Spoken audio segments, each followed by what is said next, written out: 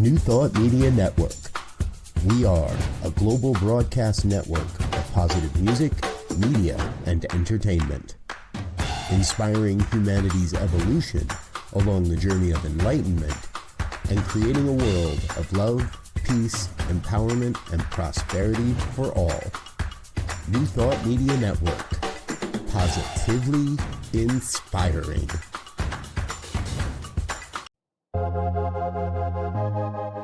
New Thought Media Network proudly presents the High Vibe Hour. The High Vibe Hour, 60 minutes of connections, insights, and conversations to raise your vibe. Join Rev Cynthia, Rev Julie, and Rev Skip each week for an exploration of living a high vibe life. Tune in live every Friday at 11 a.m. Mountain Time or anytime during the week on our YouTube channel. The High Vibe Hour, only on New Thought Media Network. Let me take our sign down so people can see who we are. Kaboom. Hey, everybody. Here we are. Welcome to the High Vibe Hour. I'm Rev Skip. I'm an author, speaker, a minister, and I'm grateful that I get to hang out with my sister, Reverend Julie. Yeah, I'm loving it. I'm Reverend Julie Moret. I am a speaker and teacher at the Agape International Spiritual Center, and I love our time here on the High Vibe Hour. It's a nice big 1 hour stretch where we get to dive deep on themes that matter. So, yay. Absolutely. And Reverend Cynthia is going out and changing the world as she always does, doing something that's pretty incredible, but she'll be back with us next week. What's going on? What's happening? Oh, well, I just I spoke at the Agape International Spiritual Center this Yeah, you past did. Sunday. And the archives are available at agapelive.com and on Agape's YouTube channel. And it's just like, it's an extraordinary experience because Agape, which is founded and directed by Michael Bernard Beckwith, we have over 100 countries and territories that stream in every week. And so it really feels like an opportunity to like tap at the pulse of the world. And so it's very exciting because it's like, ooh, if we can bring some love, if we can bring some wisdom, if we can bring some calm, it's like embracing the globe. That's what it feels like every Sunday at Agape. So it was a lovely experience. And so that was my big thing. What did you talk on? What was your talk on? Do you remember? Oh my gosh. Yes, it was the theme was I want to be better, the longing that lifts you. I want to be better, the longing that lifts you. And it comes from an excerpt in Dr. Howard Thurman's what is it? The journey For the inward journey. The inward journey. One of my favorite There's a books. whole passage that he wrote called I Want to Be Better. And it just like goes into every cell of my body. That kind of, I call it the longing that never leaves, that we're born with this kind of urge. In science, it's actually referred to as syntropy, which is the innate drive in all living matter to self-perfect, to move into wholeness. So it's actually loaded and coded in us to become our fullest self. And so when I read that thing, I want to be better, it taps into an ache inside of me because it's like, we can never be better enough because our wholeness is infinite.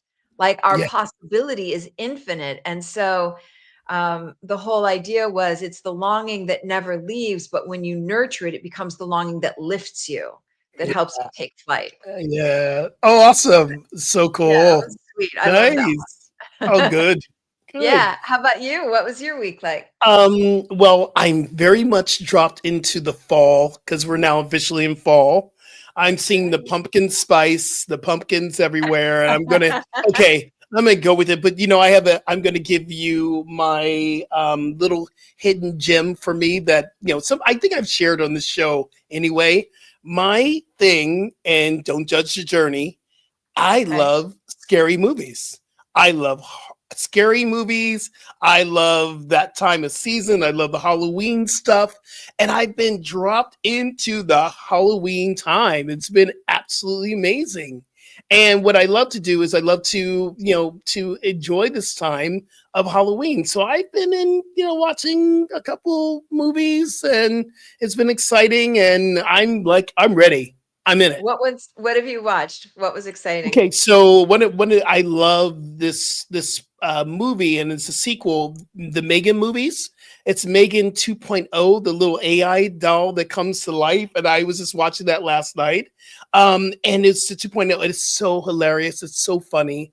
It's so, it's just part of what we do at the Halloween. We find things with AIs, and then there's the other thing too. Is I love Marvel, and Marvel has a new series called Marvel Zombies. It's Oh animation, my gosh. and Yes. I've been I've watching the heard whole about that. series. It's been so much fun. I'm going, oh, here we are. We're dropping into our fall season, so that has been kind of my fun time, and still doing the house hunting stuff. But it's been great dropping into fall and getting, and it's getting a little cooler here in LA. Hanging out, and I'm not in sweater season yet, but we will be soon because it does drop. The temperatures drop here in LA, and Right. I'm enjoying fall. I'm enjoying the fall. I'm feeling the feels of the fall. So, Love it. Love it. great. Love it. And we So see I Liz. saw in our chat, I tried to say welcome all, and it said welcome from all of us. So I need to figure out how to do this differently. I But love it. I welcome to love it. everybody that's joining us. We're so I grateful for think your Reverend presence. Cynthia is watching on YouTube as well. Oh, See, it's sweet. Cynthia. Yeah, I think she's in there, or maybe it just. Oh, I got it. You I just you did something and it you like put made it it in for all there. of us. It dropped in from, yes, there it is. It happened Yeah. there. Got it. And Okay. also Marianne's on with us today as well. Hey Marianne, how are you? Good to Oh, I'm see glad you you. like And the she's talk. like, "Yeah, yes." So, oh Yeah. yeah, you're on. She wants to talk. I love Oh, and it. Liz saw it. How fun is this? I'm so glad y'all were in. We have a following going on. We have a following going on. So I love it. All right. So we're talking about fear this week. Yes. Yes. A We're tale of talking. two fears. A tale of two fears. And in our conversation, in our production meeting, we talked about there is the fear of success and the fear of failure. And we're going to go on this incredible journey of looking at, how does fear show up in our bodies? How do we continue to repeat these patterns? What is it really for? How did you deal with fear? What's the difference between failure and success? So I'm really into this journey with you. I'm grateful. This is gonna be Absolutely. good. Yeah, absolutely. And the thing about fear is, fear is anxiety about something that hasn't happened yet, right? Yeah. So fear is anxiety about something that hadn't even happened yet, right? It's like paying rent on a house that you don't own. So, and I like saying that, and no matter how many times we hear it, it's such a good reminder. At least for me, it is. It's like, oh, and so the practice, one of them is to stay in my body and stay in the present moment. Because right Yeah. now, Yeah. you know, right now. And so, so yeah, we'll be able to do some exercises with this on what happens when that fear kind of comes up. And Yeah. I really love that it's two pronged Yeah. because fear of failure, got the spotlight for so long. It's like everybody talks about, having a fear of failure, but there's a fear of success too. It's a little Of more course. insidious. And so I think taking a moment to look at both and notice, as you mentioned, like, oh, is this a familiar feeling? Because Yeah. sometimes we have these neural pathways that are habituated and they just run on a loop. Mm, So a trigger happens that maybe was a trigger 10 years ago or 20 years ago or 40 years yeah. ago. And it's like, no, no, no, no, no. That happens in my relationships. I have some things that were like a huge issue for me 10 years ago, and Yeah. when a trigger happens, it puts me right back there. But this is a new moment. And Yeah. so there is really a big part in learning and becoming keenly aware. Is this really how I feel right now? Or am I just Mm. running an old racket? And is it time to program in something new? That's a And big deal. Yeah, that's a lot. And what I love, I want to go back to something you said. Most of the time when we're in fear, is fear of the future. And I heard a teaching, and I can't remember who said it first, so I'm going to say it's mine. You're either in fear of the future, regret of the past, or you're in the power of the present. So Ooh, say future that one more time tripping is like slow. Could you do that you're one either in the slow? fear of the future, regret of your past, or the power of the presence, because the only true power that we have is in the presence.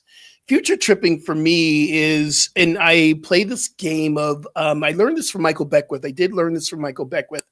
The Mhm. what if, when we go to that negative place of the what if this is not the person for me? What if this person doesn't like me? What if this job doesn't work out? What if I don't get this part? What if the book doesn't sell? And I learned from Michael Beckwith that we can switch the what if to something positive. What if this is the greatest experience I've ever could have? What if this is the greatest love relationship that could ever be for me? What if this is a bestseller and it brings more abundance than I could ever, ever, ever think about? So for me in the future tripping, the fear of the future, it's really shifting it to what is it that I really want? And the other Mm, thing too is I've heard about fear. Fear is a way to really, sometimes I have fear speaking, believe it or not.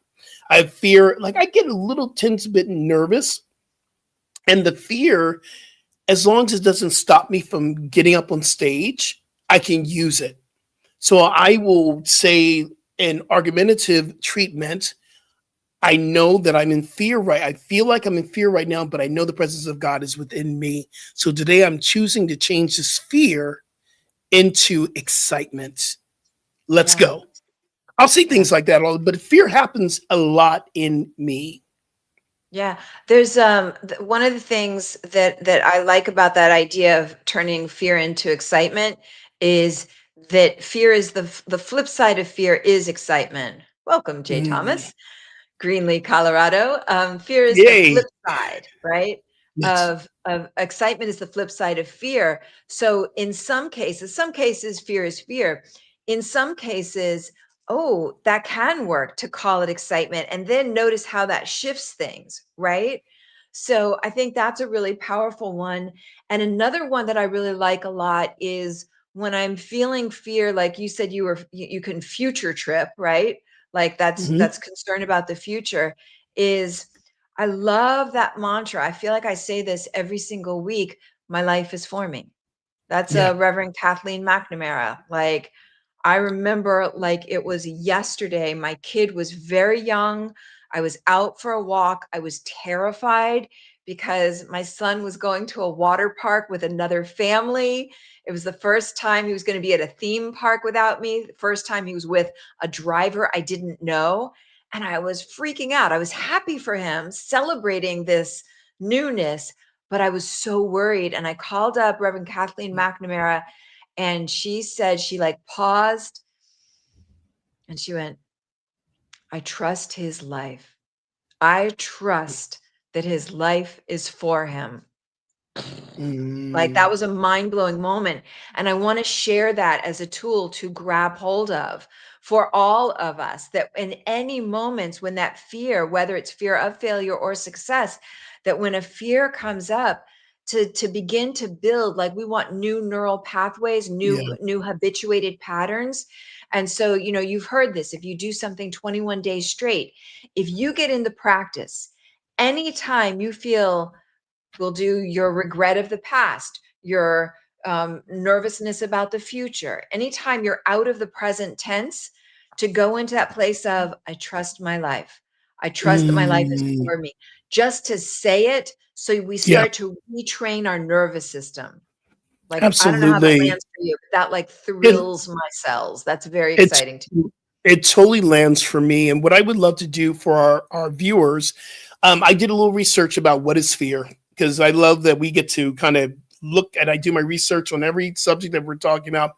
And when I came up with fear, 5 things that we can recognize fear to be. Number one, fear is not something that's evil, it is not something that's wrong.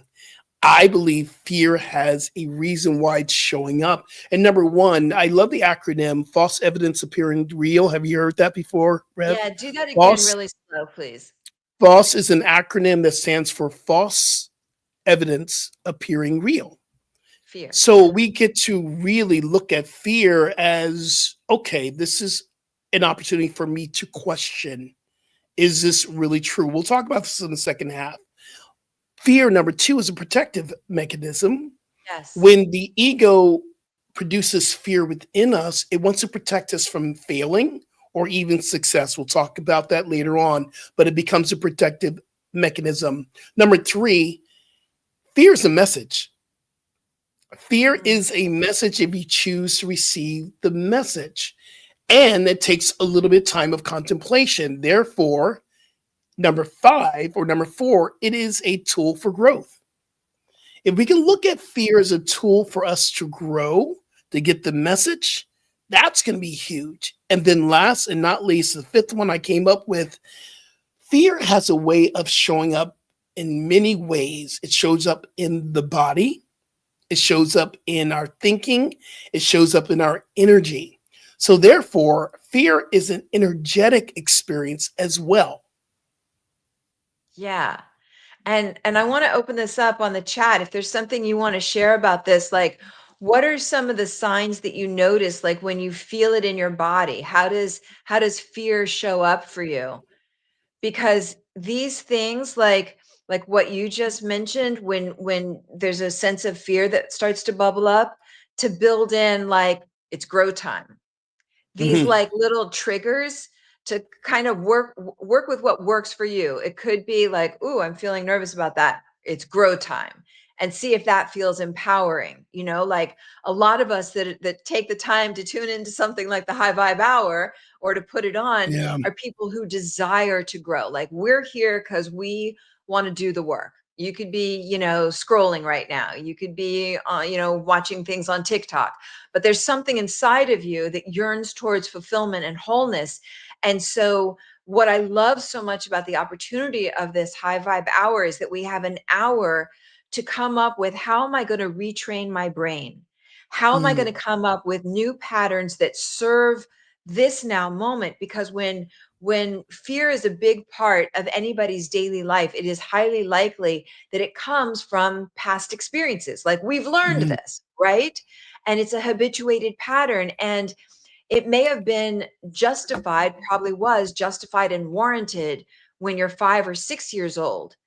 But as a grown up, it's like one of the things I have to keep telling myself is like, there's a grown up at hand now, like boots on the ground. And I need to sort of reparent my own self and let myself know it was scary at 5, but I've got you, and I'm a grown woman and I have resources and skills. And so building up this kind of like, yeah, we're going to stumble and fall. And yes, we must, because otherwise we're just cruising and nothing's happening. So as far as growing into our fullest selves. So I really love the opportunity to take some time and come up with like what game plan will work with you, because fear, experiencing fear or excitement, deciding to reframe it, like what are some of the reframes that we could choose to put in place now, like this hot minute, Mm. so that if Yeah. something bubbles up, it's immediate, it's grow time, or it's, Yeah. ooh, that's scary. But you know what? Even now, my life is for me. I trust my life. Absolutely. And thank you, Yeah. Liz, for your honesty. And Liz writes, I grew up in an abusive alcoholic home. Thank you for sharing that. I have a mentally ill alcoholic 28-year-old son. I'm blessing you, holding you in my heart right now. I am now 66 and feel like I am living my childhood over again. I lost my daughter to alcohol, and now in fear of your son, of losing your son. First of all, sis, just saying it out loud, it's a powerful movement to moving from this space of fear. And I learned this from A Course in Miracles.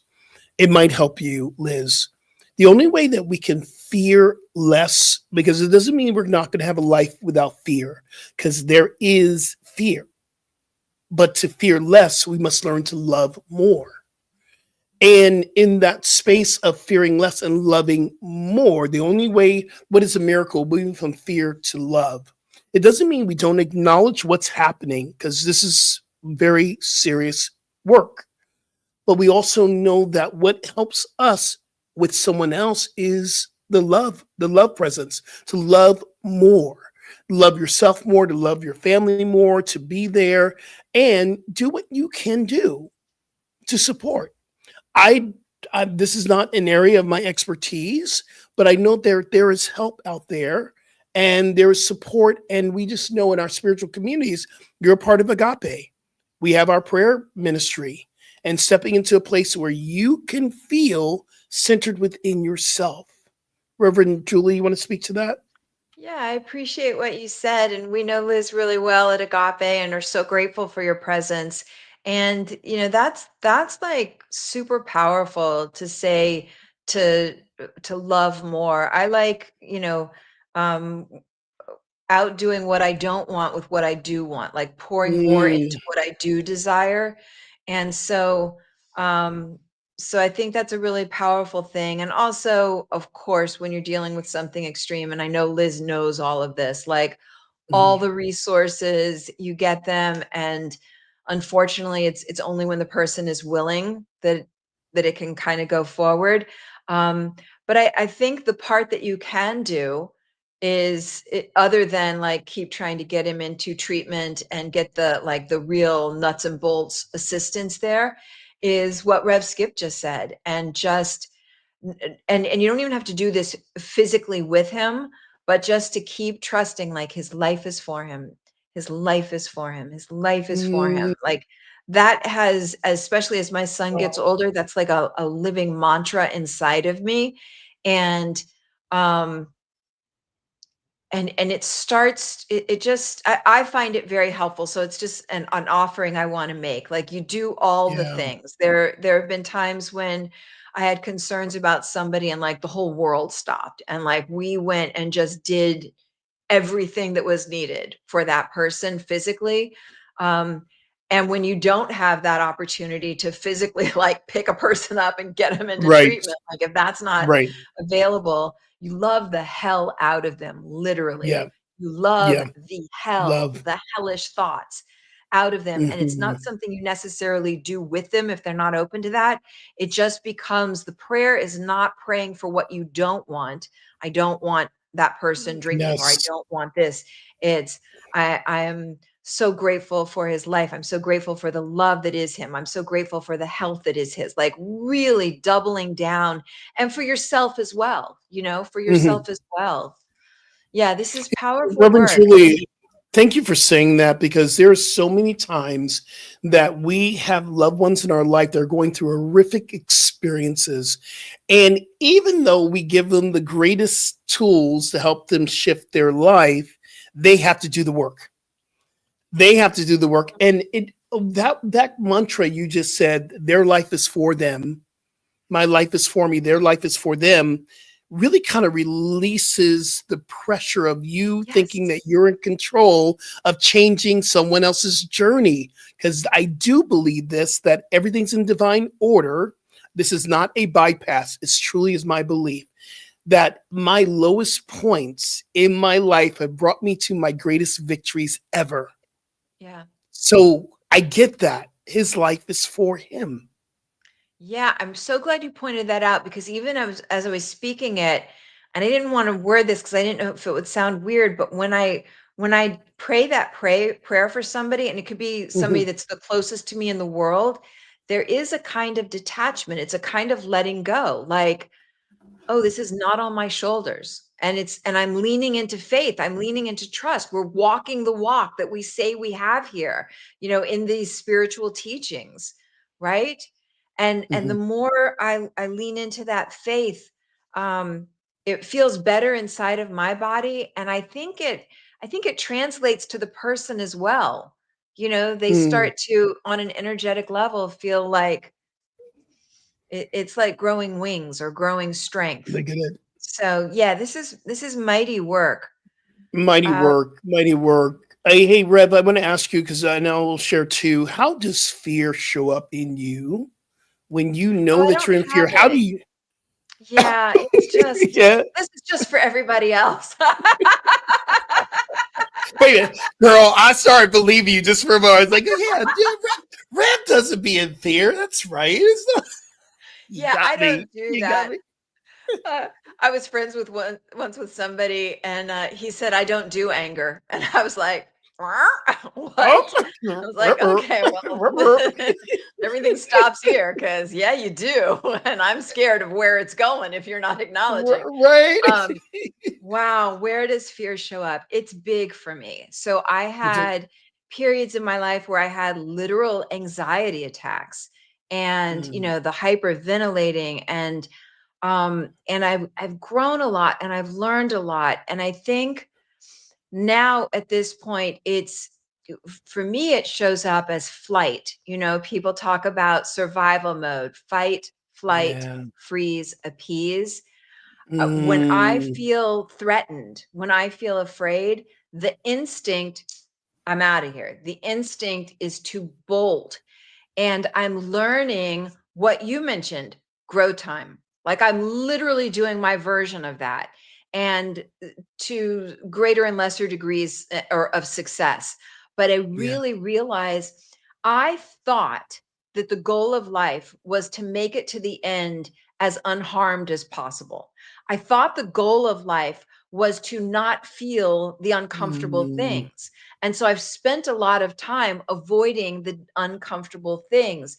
And what I'm learning, much to my dismay, is the only way to the other side of the uncomfortable feelings is through them.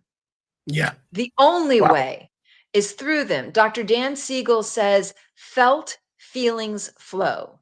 Felt Mm, feelings flow. So, this is the good news.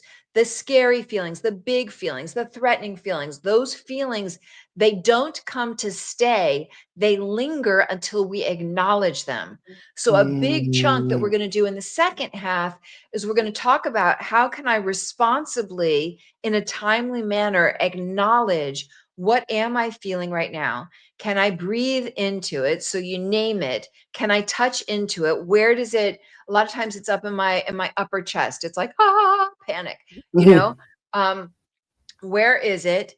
And so it's to name it, to notice it, to name it. Where is it in the mhm, body? And then to feel into it, and a felt feeling flows on. So when we feel it, when I fully feel that feeling, and I name it and I breathe into it, it releases. It's a river. mm, It doesn't stay stuck. And so the idea is, if I let myself be fluid, if I feel the feeling and I release it, then and only mhm, then I'm available mhm, to this now moment, and I'm available to come up with some kind of solution or next step in a coherent way, not a fear-based way. This is good stuff. mm. This is Yeah, good stuff. absolutely. For sure. For sure. I'm literally debilitated when fear is taken over for me. I I feel in the body, comes up into my heart first, and then my head, and then I get really tired. And when I'm really in fear, I get really, really exhausted, tired, Yes. and I go looking for a place to crawl into bed. I literally want to pull the covers over my. I'm becoming debilitated when I know Yes. that there's some fear and some work. I love that you said this. The only way to get through it is, or to get on the other side of it, is to go through it. And that is when I almost have to mentally psych myself up to get out of bed and get moving. Yes. Especially, and it's so interesting that we say this, and this I'm hearing myself, and I'm noticing where a lot of fear comes up. It's when it's around ministry. Mm. And I will say things, and it's not what I mean. So I don't want anyone to take this back, because y'all, this is me working throughout my practitioner moment. In my ego mind, and this is the mind thinking, I will hear things like, if I'm going to teach yoga and I just am fear of being in a new class, my mind will trick and say, oh, I hate yoga, or I hate this, or oh, wait a minute. Why did I say I was going to speak at this convention? I hate this. I have to go, wait a minute, ego. That's not my consciousness. I love what I do. I And want to tell you something. that's yeah, go ahead. Every Yeah, of single course. time before I speak at Agape, I say to my Yeah. husband, I think this is the last one. I think I'm kind of done now. And every time he's like, no, honey, you're not. But it's Yeah. the same thing you just said about the yoga class. I'm like, yeah, I just why am I doing this? Why do I put myself through this? Good. And that is that is my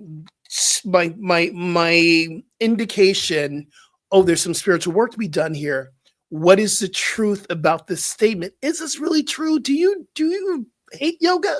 Do you hate ministry? Do you not like speaking? Come on now, tell the truth. Yeah. And so then my biggest way of shifting the physical is breath. I'll do some deep breathing.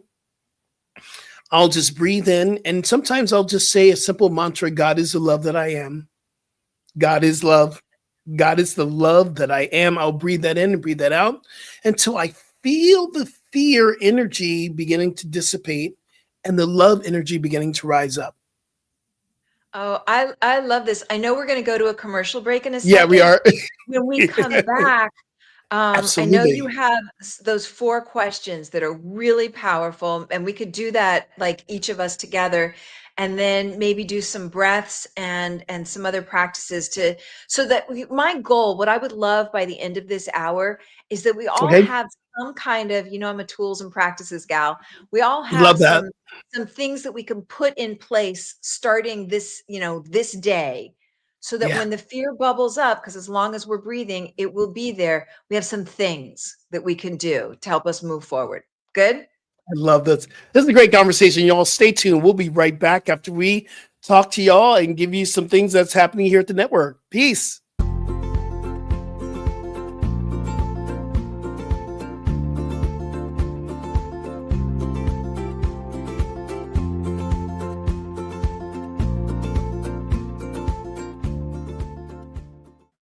Well, hello there. This is Dr. Sydney Steen. I am the senior minister and spiritual leader of the North Hollywood Church of Religious Science. We are a oneness center for spiritual living.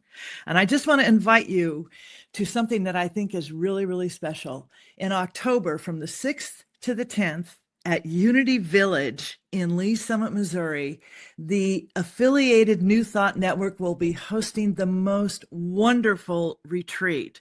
This will serve your soul. It will lift your heart. And oh my goodness, I want to call it an advance.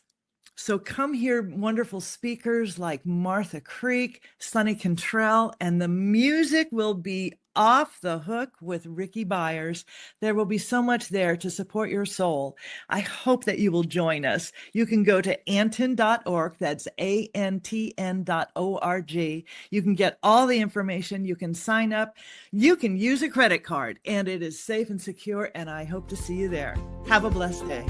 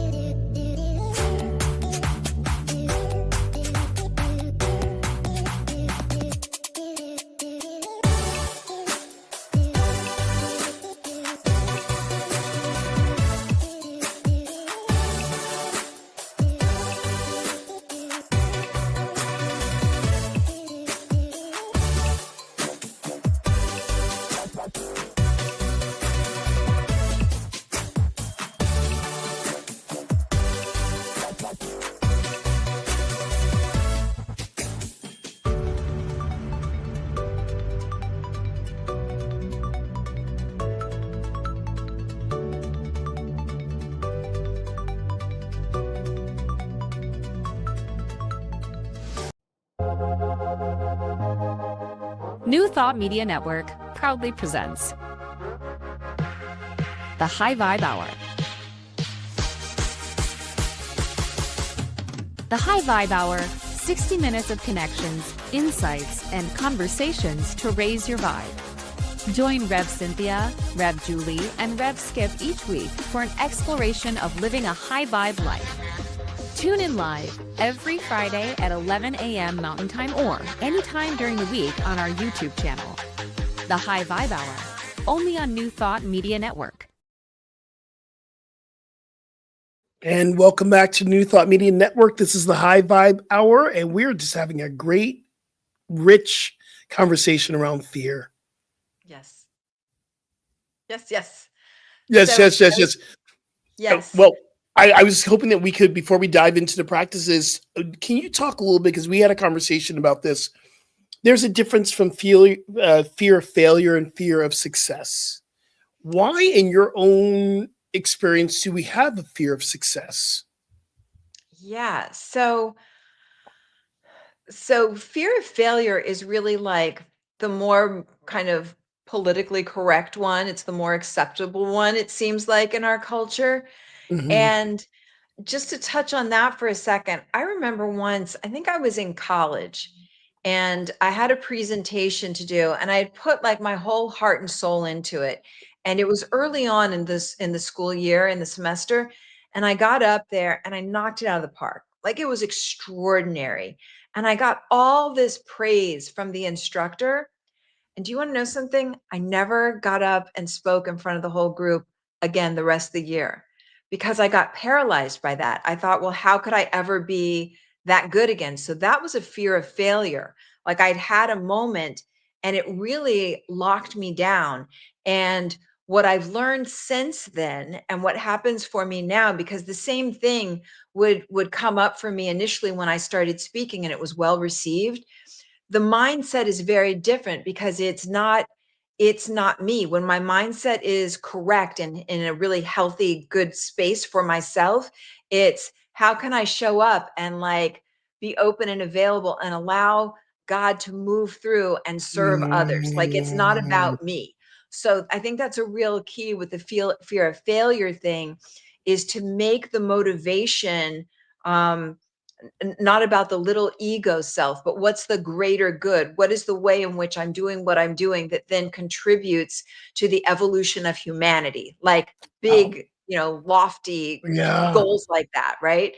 And the key to a goal like that, a real true life purpose goal, is that it is not completable in this lifetime. Like, I could never shine enough. There could never be enough light, right? And the key is two things. You can't do it alone. So it takes team, which is why I'm so grateful for you and Rev Cynthia. Like, it takes team and agape and my people. Mhm. And so that's the fear of failure piece. And the fear of success piece, that's the one that's a little more insidious, that it's like, oh, okay, so what's the cost? You know? Because if we have a fear of success, then there has to be a belief that there's some kind of cost I'm going to pay. People will Yeah. think I'm too big for my britches. People will think like, oh, she thinks she's all that. Or Mhm. um, the cost is, you can't have it all. Maybe I can't have a family or can't have a relationship and do the thing. Like, what? And it's unique to everybody. So that's like an intimate moment in your daily spiritual practice to check in. And like I mentioned before, we're not here to fix feelings. You Yeah. cannot fix a feeling. Feelings are unfixable. They just need to be noticed, named, and touched into through breath or feeling into it. And then they are a river and they will flow on and create space for something new. So when it comes to fear of success, I think it's very important. And you can all of us could kind of key in right now and think, well, what's the cost that I'm concerned Yeah. about? Like, what is No, that? Go ahead. yeah. I was going to say, part of the fear of failure for me, speaking from transparency, number one, the fear of not being liked. So if I fail, they're not going to like me. The other thing of fear of failure, the root of fear of failure is worthiness. I'm not worthy of being successful. I'm not worthy and that's a deep rooted energy of this place of failure. So when we're in a fear of failure, we don't try. We don't Right. try. I'm not going to try because I'm not going to fall. And that's really from the egoic thinking. Egoic thinking wants to protect us, so don't do it because you might fail. For me, success has always been I don't want to shine so bright because I don't want to stand out. I Uh-huh. don't want to hold and take this level this high where people are might not like me because I'm so bright. Um, I remember once when I was a kid, someone telling me, "Well, you're just way too happy. Tone it down." Oof. And then from then on, I always watch how happy I would be. Mm. And I realized, ooh, this is still some deep rooted stuff. I remember again, this is of recent time. A member came up to me in North Hollywood, said, "You have so much energy. I mean, sometimes I got to sit in the back because you have too much energy." I went straight to, ooh, let me tone it down. I'm going, hold on. Where did that thought come from? I ain't toning nothing down. What do you mean tone down? What do you mean? And that's Sidious. That's where that thinking comes in. And you're going, oh, is still something there. Yeah, so that harkens back to what we were saying earlier about their patterns that got set in place a long time ago, but we're all grown up now. So we have some new Yeah. skills. So if somebody We all grown up now. we all grown now. If somebody says, you can, and still growing, and still Yeah. growing, and And still still growing, right? Mm. and If still somebody growing. Yeah. says, you too much energy or something like that, or more than that, if they don't say it, but they gave you the look, right? If they give you the look, then the opportunity, since we're learning and we're cultivating our consciousness and we're gaining tools, is okay, let me like tune in to that little version of me. Let me give that little version that got so hurt back then some love and say, I love your brightness.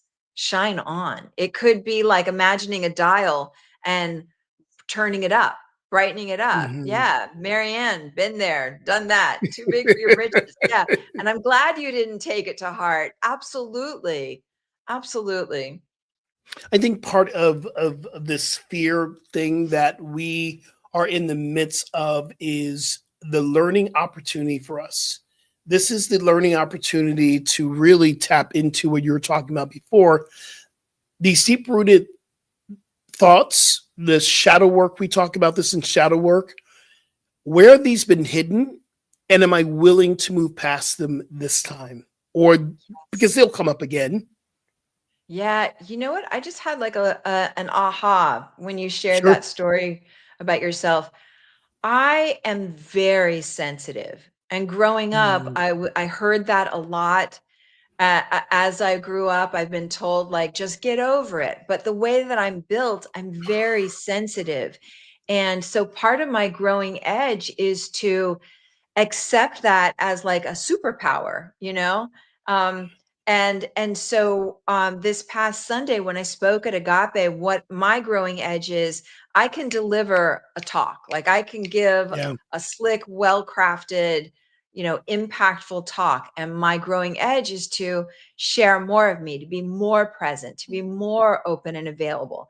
And so I was really there during the first service, and I got emotional. I had like tears come up, and um and I don't know if I made this up in my mind, so I really need to say that. I don't know if I made this up in my mind or if it was true, but I felt that there were some people that had some judgments about me getting emotional on stage, and I felt kind of scolded. And my aha that I just had with you is, because I've been thinking it's just true. I know that's true. I know that's what they thought, but I'm thinking like I wonder how much of that is like an old feeling from growing up. And then and then the win that I got, and we don't always get a demonstration, so sometimes I would just need to sit in that feeling. But I was feeling worried. I'm like, oh, was that too much? Does that make people uncomfortable that I had emotion come up? And then a very, very well-known person reached out to me through social media and started following me. And so I was like, well, I don't care if they didn't like my crying because this person did. So I got that win. But you don't always get the win. And when I don't always get the win, can I still stay rooted Yeah. and like love that little kid version of me that as a grown adult, I can go back there like that, like Absolutely. shamed You for kn being for showing myself. You know what I mean? Yes. This is why tools and practices are so helpful. And your 4 questions Yeah. are so helpful That, for stuff like this. and exactly for us, and you guys look at Byron Katie. I used to follow her quite a bit, and then other teachers. She was very prominent New Thought teacher. She still is. I mean, her teachings are still there, and she taught something that was very interesting. When you have stressful, fearful thoughts, to ask 4 questions, and the first question you always ask about the stressful, fearful thought is this true? So for me, if I take on that energy of I'm too bright, this person doesn't like me, I'm way too bright, I'm too bright for everyone else in this room, I need to tone down. Is that true? Is that true about me? Or is it true about their experience of me? So we get to stop, be still, contemplate. The second question is, can you absolutely know that it's true? If you say it's true, do you absolutely know it's true? I think that takes us a little bit deeper, Rev, into the contemplation of the truth of it. Uh-huh. And then the third question she invites us to ask ourselves: how do you react when it happens and when you believe that thought? Well, how do you react? What is your reaction to it? Yeah, I want to shrink down. Shrivel up. I want to, Yeah. I shrivel up. I want to go and get under my covers and watch Netflix because I'm safe there. And then the Yes. fourth Yes. question is, Yes.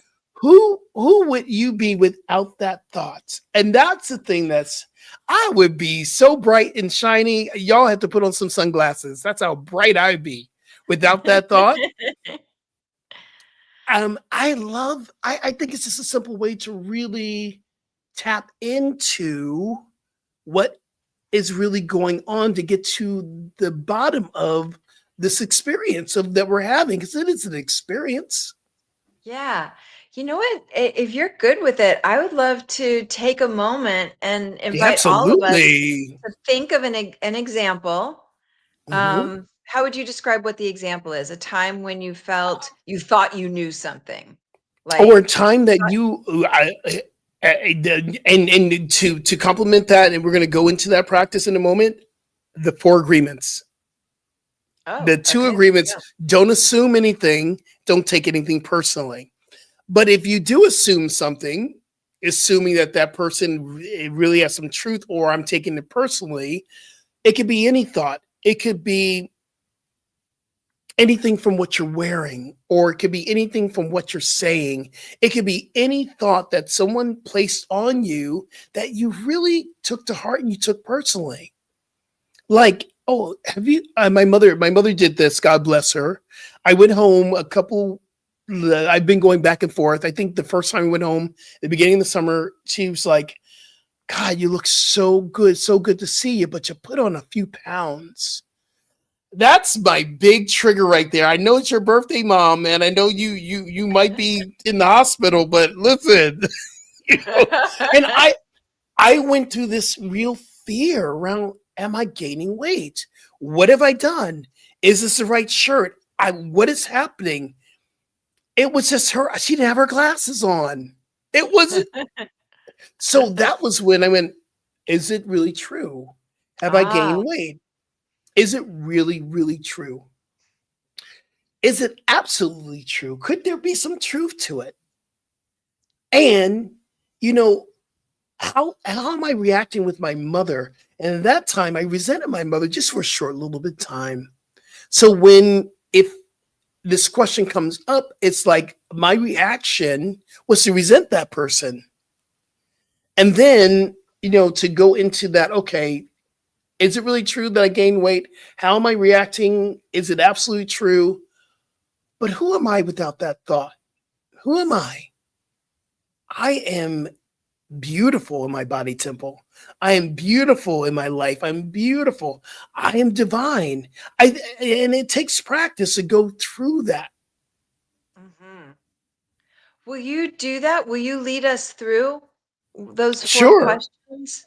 So absolutely. so the So invitation is for everybody to think of an example of something. Like you and I both gave examples, so I'm sure we all have something to draw from. yeah. Like that So I that just look.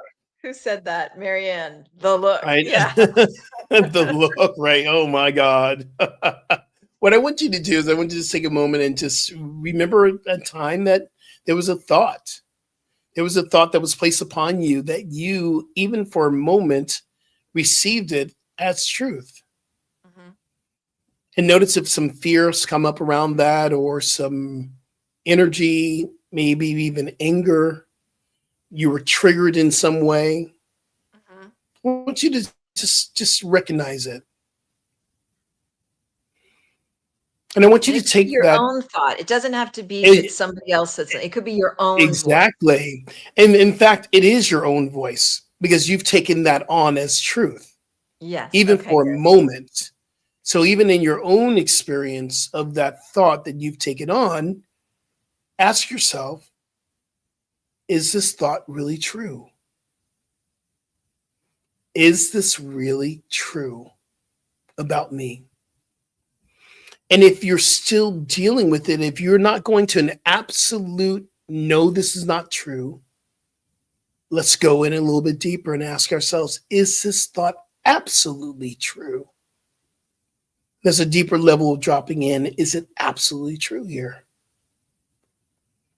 And if you're still dealing with it, to go even deeper, how am I showing up in this moment with this thought with myself? What's happening in me?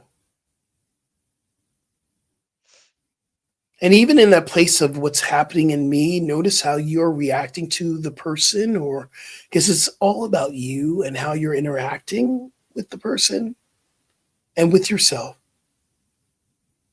And then if it's still triggering you, you're still there, ask yourself, who would I be without this fear, without this stressful thought, without this fearful thought?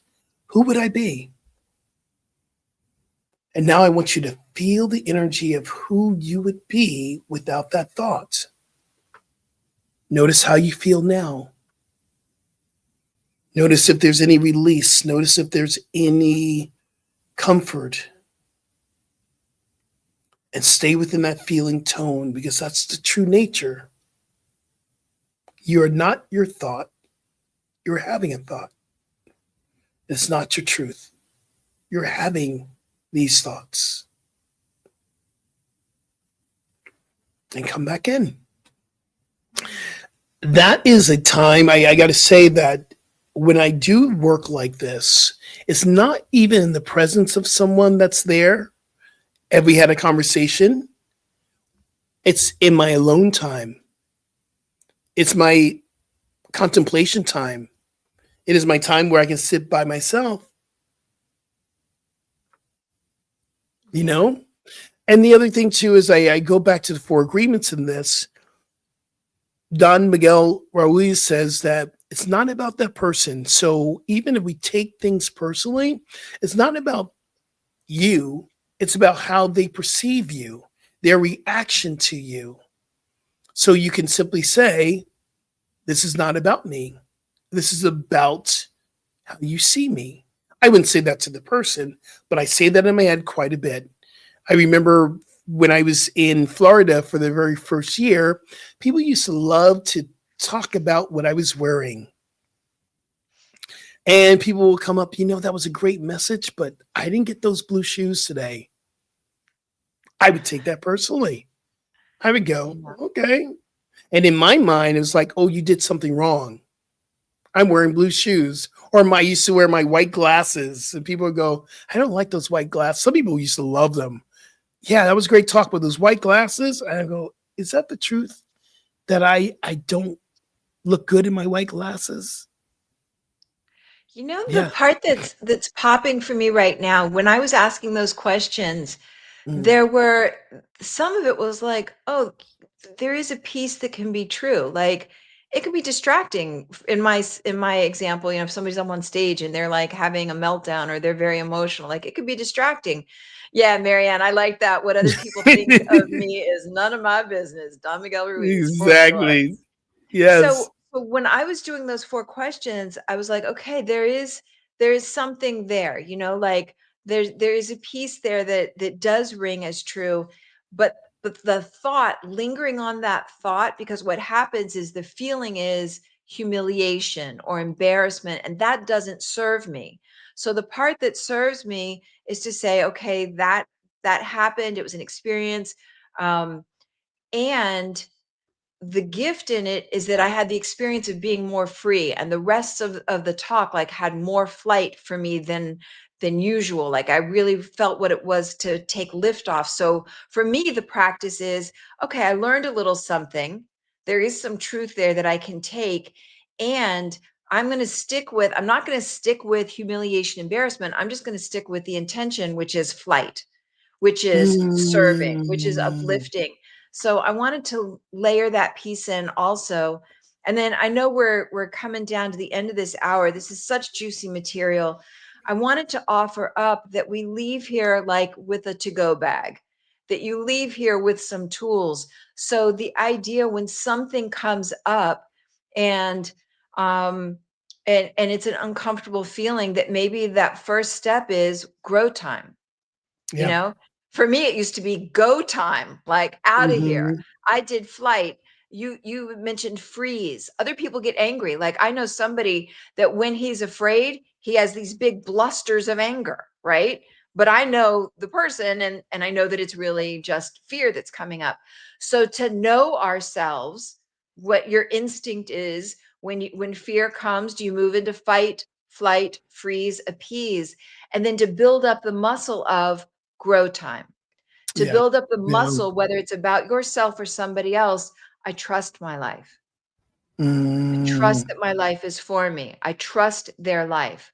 I trust that Yeah. their life is for you. And it's a muscle. It's like going to the gym. You build that thing up every single day, right? Mm. And then we can even go into these questions like, is it true?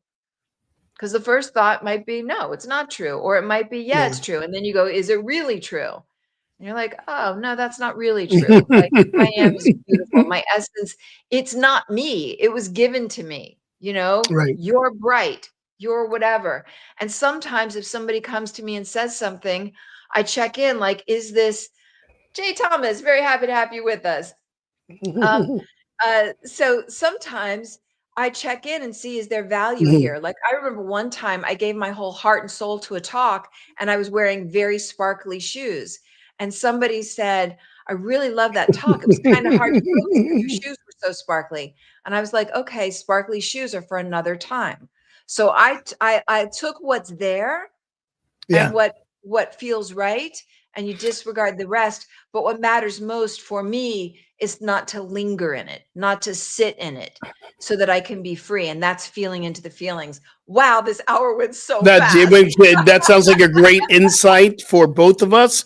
I'm going to leave that as my vibe insight as well. That was it's so deep. I love the work that we do here.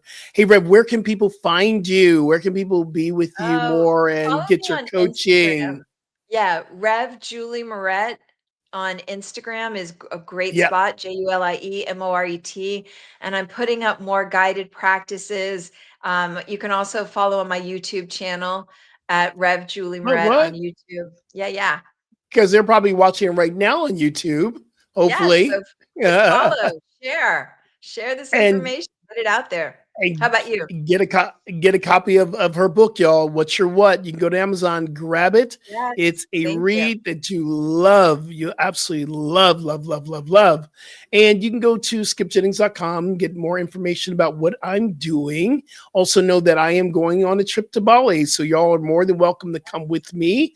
This Sunday, y'all, we do have an information meeting that's happening with our team in Bali. It is at 5 o'clock p.m. on Sunday, 5 p.m. Pacific Standard Time. And you can get more information on how you can set up your payment plans. We're not going into March, so there's plenty of time to get your ticket. We have literally 8 spots. We have 12 people who have said yes, and they're paying and they're going for it. We have 8 spots left. I think we're going to cap it at 20. I know Reverend Cynthia is getting another trip to Bali, and the team in Bali has asked me to come back in September. I'm going, I don't know if I can take time out again for another Oh my trip God. to Bali. And that's like, and that, so they like us over there. So we'll be kind of figuring all that out. And you can get my book. You can find out more information at skipjennings.com about like 3 or 4 books that I have, 3 books that I have out there. Just go and check it out. Wow. The time went really quickly. It did. And Reverend So Cynthia will grateful. be back with us again next week. This has been a wonderful, juicy, delicious time. Yeah, thank you so much. I'm grateful. See y'all And next thank week. you. See you next week. Remember, transformation is a choice. You can choose today. Peace and blessings, everyone. Thank you.